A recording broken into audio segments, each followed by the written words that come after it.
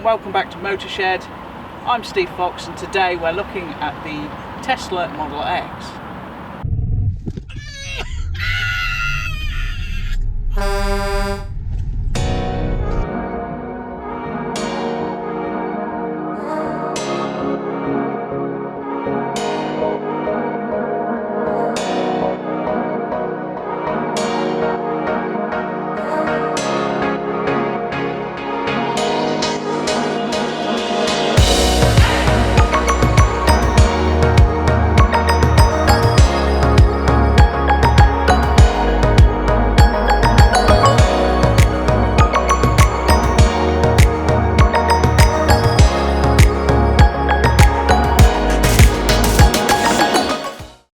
So this car does have quite a lot of quirky features, the main one being definitely these gullwing rear doors. You have 22-inch onyx black alloy wheels. You have a front trunk, of course.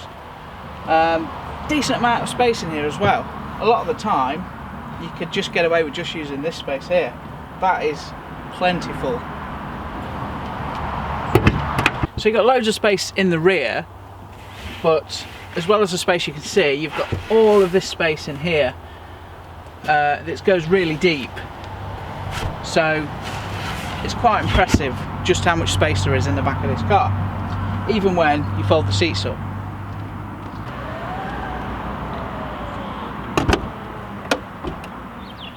You also have this fixed rear wing. This did used to be electric on older Model X's, but it proves to be a bit of a pain when you got snow, frozen snow would then jam under here and it wouldn't go down, so they decided to just install a fixed wing instead.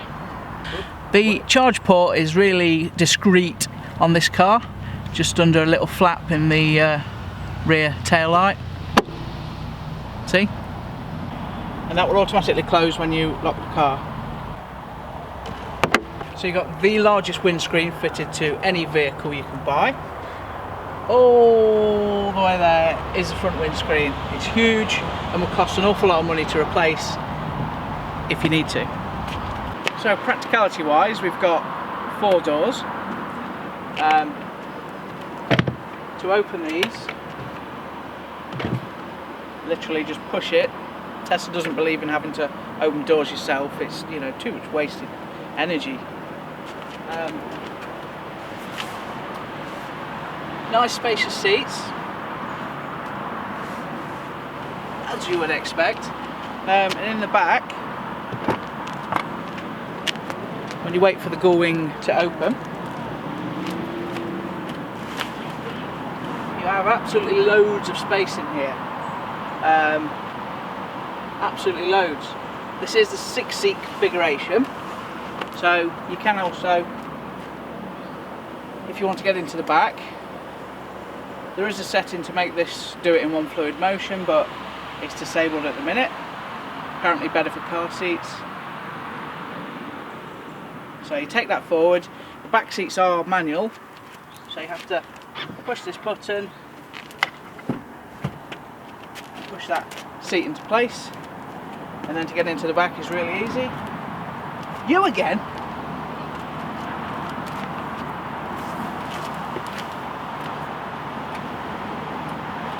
And there we go. You can then put this seat back.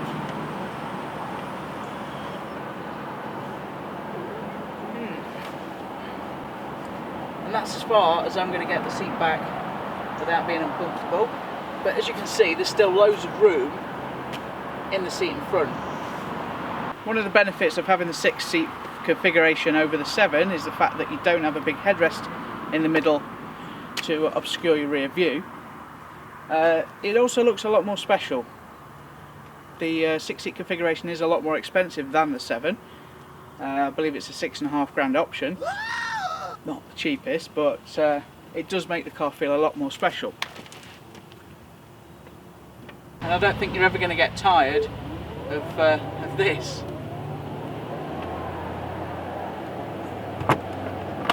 Apparently the Falcon wings are not supposed to shut if something's in the way, so we're going to test that theory. No.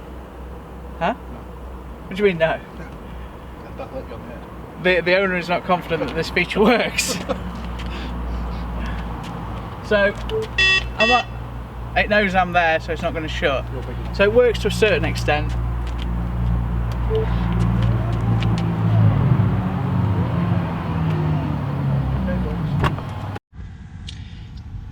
So obviously the main focus of this interior is this huge 17-inch display. You'll notice there's nothing in here, no buttons, nothing, just this huge screen, and everything is controlled from within this.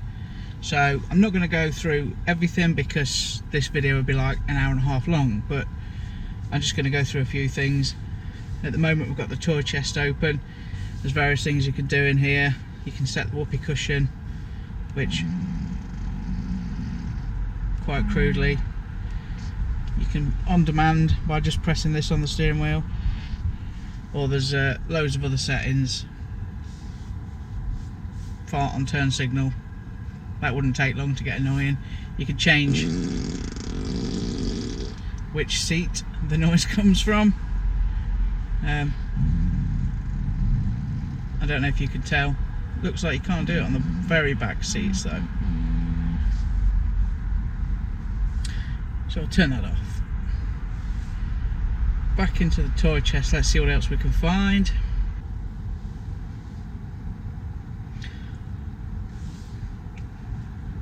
So you can have a cosy fire burning while you're cruising along if you so wish. Probably not a good idea when you're feeling tired, but just a quirky little feature. As well as the toy box, you've got games for those moments when you're waiting for your missus to finish work, and you've got half an hour to kill. Loads of different games in here to choose from. Cameras, of which there are multiple on this vehicle. You can browse the web.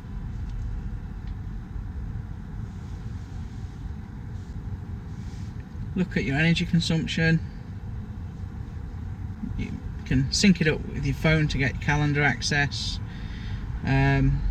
Check status of charging. As you can see, 78% full at the moment. And if you go to this at the bottom, you can tailor so many different things in this car. It is quite literally unreal. So the seats can be moved using this. So I'm operating the front seat at the moment. You've got your suspension settings. So you've got all of your seat settings in here as well for climate control. You can even close the doors from within here as well, somewhere. Oh no, put the heated seats on, don't want that, it's warm enough. So yeah, not going to go through it in too much detail, but there you go. The central infotainment system, pretty impressive stuff. You've also got the display in front of you as well, giving you various information. With the assistance of the app, I can actually control the car without even being in it. So if you've got a tight garage that you need to get in and out of, you know, you don't want to open your door, you can just summon the car in and out like so. So I've just got to move towards the car.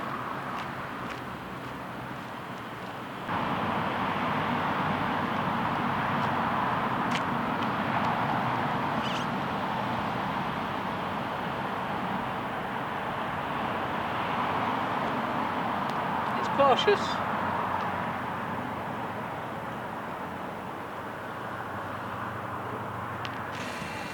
So there we go. And it will also stop if it detects a person in the way. I'll demonstrate. It will just cautiously creep forward until I take my finger off the button. Incidentally, it will stop if it detects somebody in the way.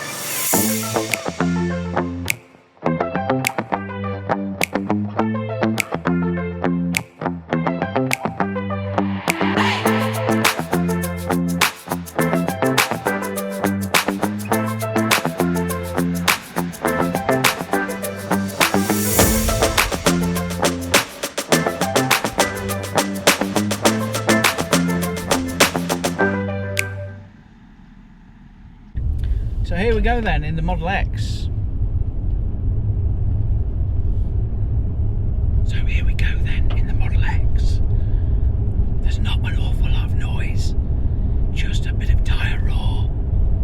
I sound like David Attenborough, don't I? But there really is very little in the way of noise in here.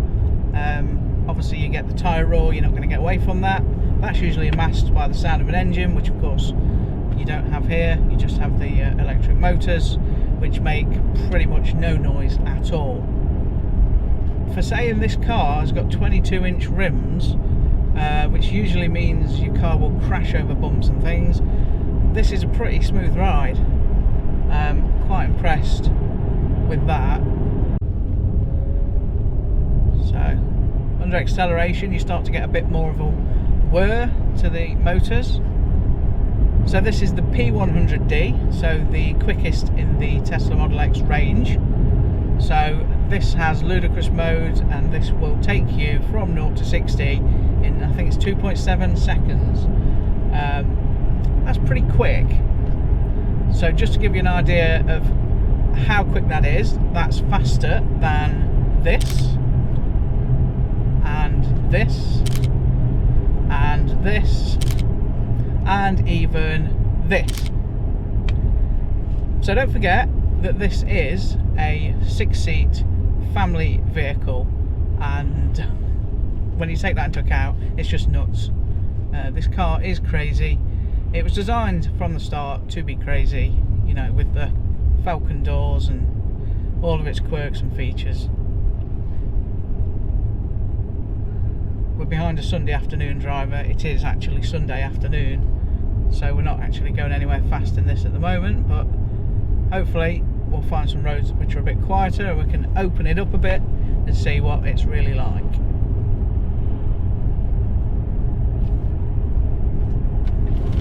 Oh, Jesus Christ! That's mental. Oh, well, that's one way to get a genuine reaction out of somebody. Oh my god. Yeah, if you need to overtake, it's not a problem. It's dealt with quicker than your passenger could even think about it. 30 to 60. That's it. Literally in the blink of an eye, 30 to 60. And it is literally snap your neck acceleration. It is that aggressive, but there's no sound. No sound at all. It's just there. 1 minute you're going slow, and the next minute you're going fast. It's like a switch. It's great fun. You won't have any attention drawn to you. You know, all these houses along this road here will have no idea of the monumental acceleration that we've just undertaken. But if you're in a McLaren 720S, for example, they'd have heard. You'd have disrupted their Sunday afternoon and they'd have been chuntering about you right now. But with this, no. Right, so I'm going to have a go at the driving then. So, safety first. Then I don't even need to shut the door. I can just put my foot on the brake and the car will do the rest for me. We're ready to go then. Let's go for it. First electric drive, foot off the brake, and away we go.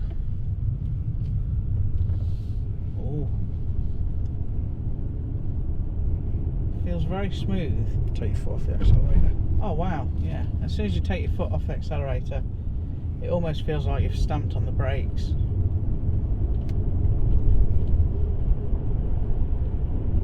So we're coming up to a junction shortly, and I shouldn't need to apply the brakes. So I'd normally start braking now, so I've let my foot off the brake.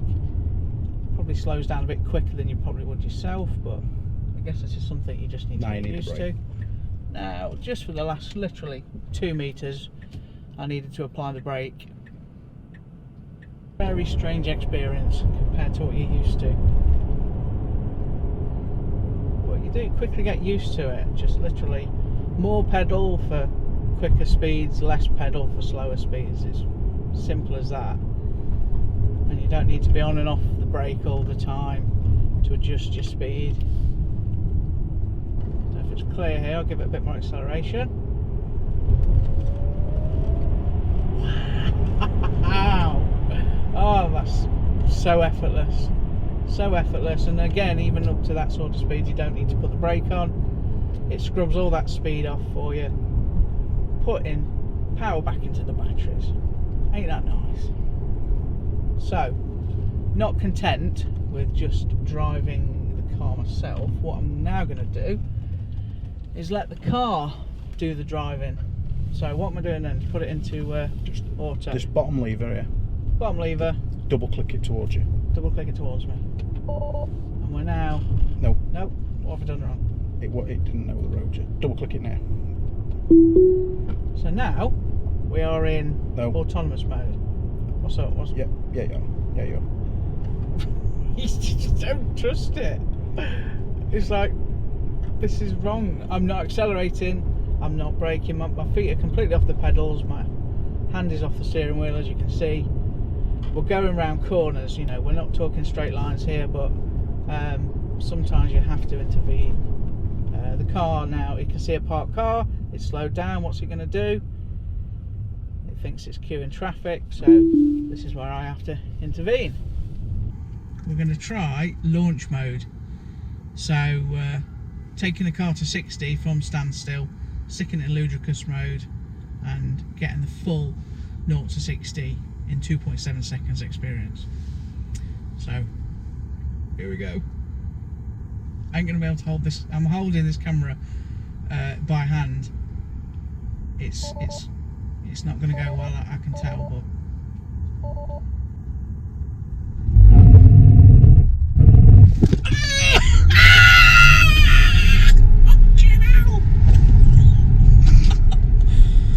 it's like some sort of, oh my god, the blood that's just gone into my head, that's insane. It's like some sort of ride at Alton Towers. That's mental. It's absolutely mental. I'm going to do it again. Go around and do it again.